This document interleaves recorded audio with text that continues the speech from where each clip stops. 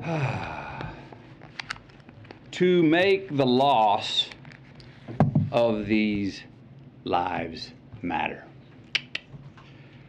My wife and I,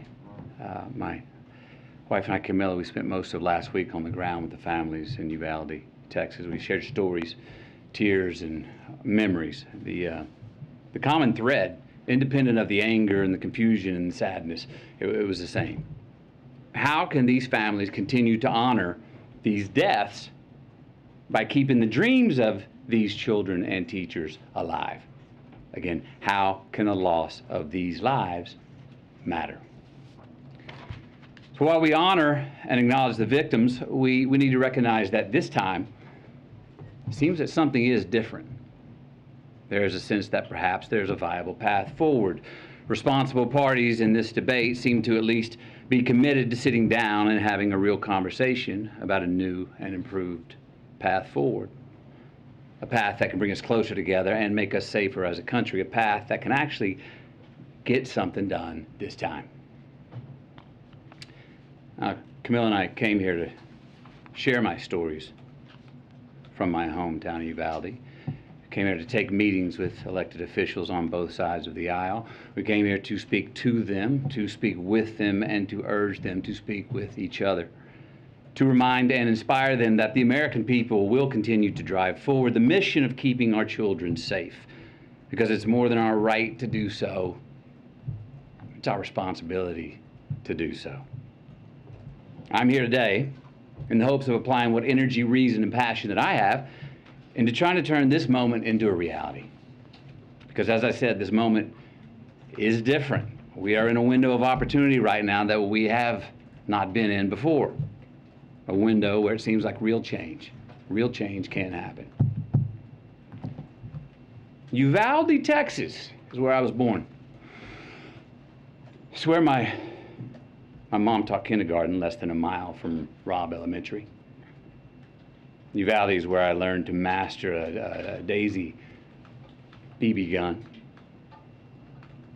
That took 2 years before I graduated to a .410 shotgun. Uvalde is where I was taught to revere the power and the capability of the tool that we call a gun. Uvalde is where I learned responsible gun ownership. Now, Uvalde called me on May 24th when I learned the news of this devastating tragedy. I had been out of cellular range, working in the studio all day when I emerged, and messages about a mass shooting in the town I was born in began flooding my inbox. In a bit of shock, I drove home, hugged my children a bit tighter and longer than the night before, and then the reality of what had happened that day in the town I was born in set in. So the next morning, Camilla, myself, the kids, we loaded up the truck and we drove to Uvalde. When we arrived a few hours later, I got to tell you, even from the inside of our vehicle, you could feel the shock in the town. You could feel the pain, the denial, the disillusion, anger, blame, sadness, loss of lives, dreams halted. We saw ministries, we saw first responders, counselors, cooks, families trying to grieve without it being on the front page news. We met with the local funeral director and countless morticians who hadn't slept since the massacre the day before, because they've been working 24/7 trying to handle so many bodies at once, so many little innocent bodies who had their entire lives still yet to live. And that is there that we met two of the grieving parents, Ryan and Jessica Ramirez. Their 10-year-old daughter, Alethea. She was one of the 19 children that were killed the day before. Now, Alethea, her dream was to go to art school in Paris and one day share her art with the world. Ryan and Jessica were eager to share Alethea's art with us and said if we could share it, that somehow, maybe that would make Alethea smile in heaven. They told us that showing someone else Alethea's art would in some way keep her alive. Now, this particular drawing is a self-portrait, all right, of Alethea drawing with her friend in heaven looking down on her, drawing the very same picture. Her mother said of this drawing, she said, you know, we never really talked to her about heaven before, but somehow she knew. Letha was 10 years old. Her father, Ryan, this man was steady. He was uncommonly together and calm. When a frazzled friend of his came up and said, how are you so calm? I'd be going crazy. Ryan told him, he said, no, you wouldn't. No, you wouldn't. You'd be strong for your wife and kids, because if they see you go crazy, that will not help them. Just a week prior, Ryan got a full-time line job, stringing power lines from pole to pole. And every day since landing that well-paying full-time job, he reminded his daughter Alethea, he said, girl, Daddy gonna spoil you now. Told her every single night. He said, Daddy's gonna take you to SeaWorld one day.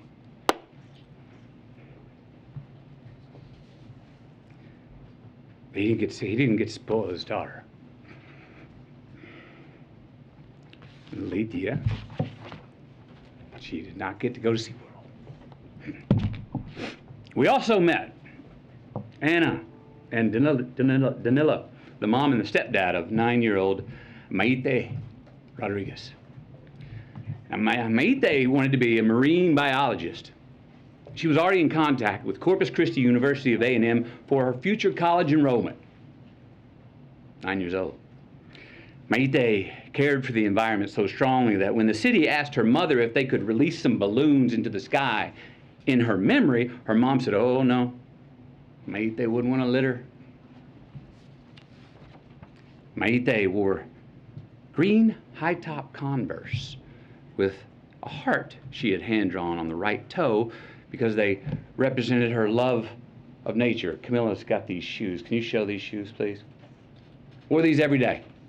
Green Converse with a heart on the right toe. These are the same green Converse on her feet that turned out to be the only clear evidence that could identify her after the shooting. How about that? Maite wrote a letter. Her mom said if Maite's letter could help someone accomplish her dream, that then her death would have an impact. And it would mean her dying had a point and wasn't pointless. That it would make the loss of her life matter.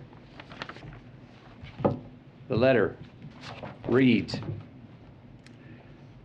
Marine biologist, I want to pass school to get to my dream college. My dream college is in Corpus Christi by the ocean. I need to live next to the ocean because I want to be a marine biologist. Marine biologists study animals and the water. Most of the time I will be in a lab. Sometimes I will be on TV.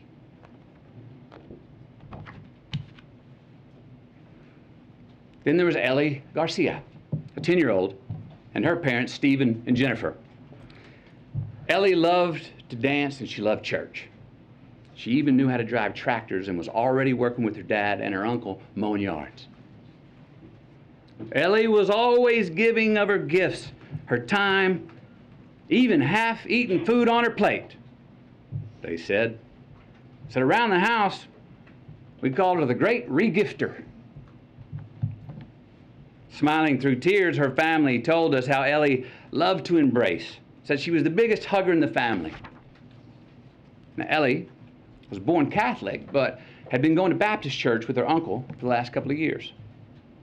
Her mom and dad were proud of her because they said she was learning to love God no matter where.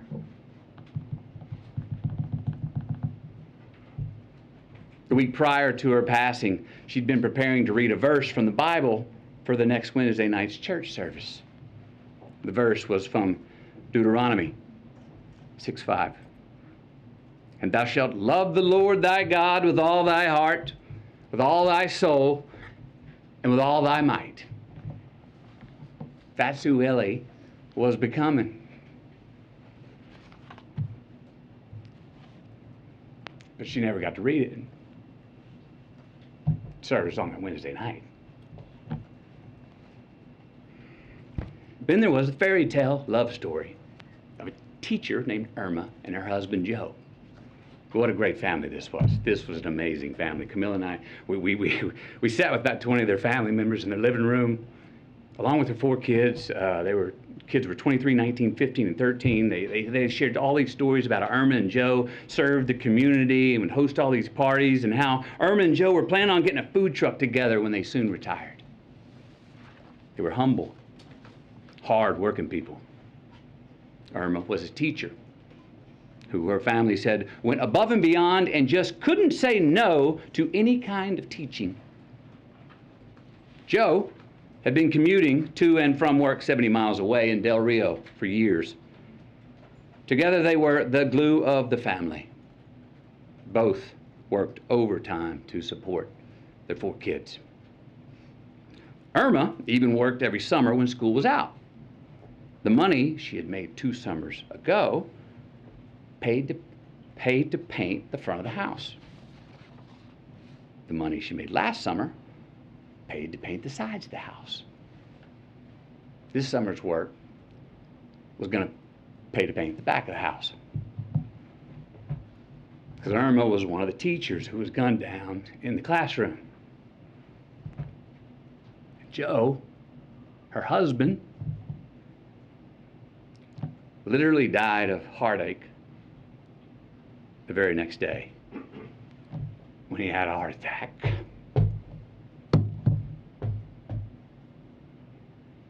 They never got to paint the back of their house.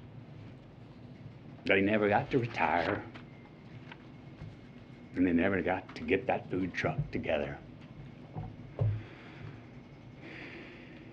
We also met a cosmetologist. She was well-versed in mortuary makeup. That's the task of making the victims appear as peaceful and natural as possible for their open casket viewings. These bodies were very different. They needed much more than makeup to be presentable. They needed extensive restoration. Why? Due to the exceptionally large exit wounds of an AR-15 rifle. Most of the body so mutilated that only DNA test or green Converse could identify them. Many children were left not only dead, but hollow. So yes, counselors are going to be needed in Uvalde for a long time. Counselors are needed in all these places where these mass shooters have been for a long time. I was told by many that it takes a good year before people even understand what to do next. And even then, when they become secure enough to take the first step forward, a lifetime is not going to heal those wounds. But again, you know what every one of these parents wanted, what they asked us for? What every parent separately expressed in their own way to Camilla and me? That they want their children's dreams to live on. That they want their children's dreams to continue to accomplish something after they are gone. They want to make their loss of life matter. Look, we heard from so many people, right? Families of the deceased, mothers, fathers, sisters, brothers, Texas Rangers, hunters, Border Patrol, and responsible gun owners who won't give up their Second Amendment right to bear arms. And you know what they all said? We want secure and safe schools, and we want gun laws that won't make it so easy for the bad guys to get these damn guns. So, we know it's on the table. We need to invest in mental health care. We need safer schools. We need to restrain sensationalized media coverage. We need to restore our family values. We need to restore our American values. And we need responsible gun ownership. Responsible gun ownership. We need background checks. We need to raise the minimum age to purchase an AR-15 rifle to 21. We need a waiting period for those rifles. We need red flag laws and consequences for those who abuse them. These are reasonable, practical, tactical regulations to our nation, states, communities, schools, and homes. Responsible gun owners are fed up with the Second Amendment being abused and hijacked by some deranged individuals. These regulations are not a step back. They're a step forward for a civil society and the Second Amendment. Look, is this cure-all? Hell no. But people are hurting. Families are, parents are. And look, as divided as our country is, this gun responsibility issue is one that we agree on more than we don't. It really is. Look, this should be a nonpartisan issue. This should not be a partisan issue. There is not a Democratic or Republican value in one single act of these shooters. It's not. But people in power have failed to act. So we're asking you. And I'm asking you, will you please ask yourselves, can both sides rise above? Can both sides see beyond the political problem at hand and admit that we have a life preservation problem on our hands? Because we got a chance right now to reach for and to grasp a higher ground above our political affiliations. A chance to make a choice that does more than protect your party. A chance to make a choice that protects our country now and for the next generation. We got to take a sober, humble, and honest look in the mirror and rebrand ourselves based on what we truly value. What we truly value. We got to get some real courage and honor our immortal obligations instead of our party affiliations. Enough with the counterpunching. Enough of the invalidation of the other side. Let's come to the common table that represents the American people. Find a middle ground, the place where most of us Americans live anyway, especially on this issue. Because I promise you, America, you and me, we are not as divided as we are being told we are. No. How about we get inspired? Give ourselves just cause to revere our future again. Maybe set an example for our children. Give us reason to tell them, hey, listen and watch these men and women. These are great American leaders right here. Hope you grow up to be like them. And let's admit it. We can't truly be leaders if we're only living for re-election. Let's be knowledgeable and wise and act on what we truly believe. Again, we got to look in the mirror, lead with humility, and acknowledge the values that are inherent to, but also above politics. We got to make choices, make stands, embrace new ideas, and preserve the traditions that can create true progress for the next generation. With real leadership, let's start giving us, all of us with real leadership, let's start giving all of us good reason to believe that the American dream is not an illusion.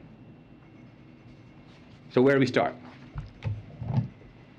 We start by making the right choices on the issue that is in front of us today.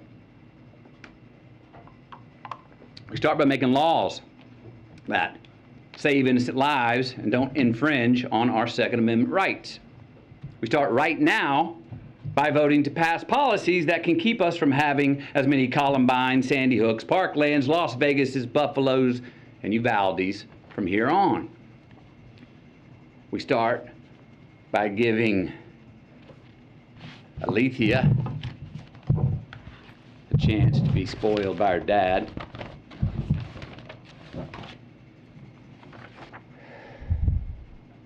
We start by giving Mayte a chance to become a marine biologist. Start by giving Ellie a chance to read her Bible verse at the Wednesday night service. We start by giving Irma and Joe a chance to finish painting their house. Maybe retire, get that food truck. We start by giving McKenna, Layla, Miranda, Nevaeh, Jose, Javier, Tess, Rogelio, Eliana, Annabelle, Jackie, Azuya, JC, Jayla, Ava, Amory, and Lexi. We start by giving all of them our promise that their dreams are not going to be forgotten. We start by making the loss of these lives matter.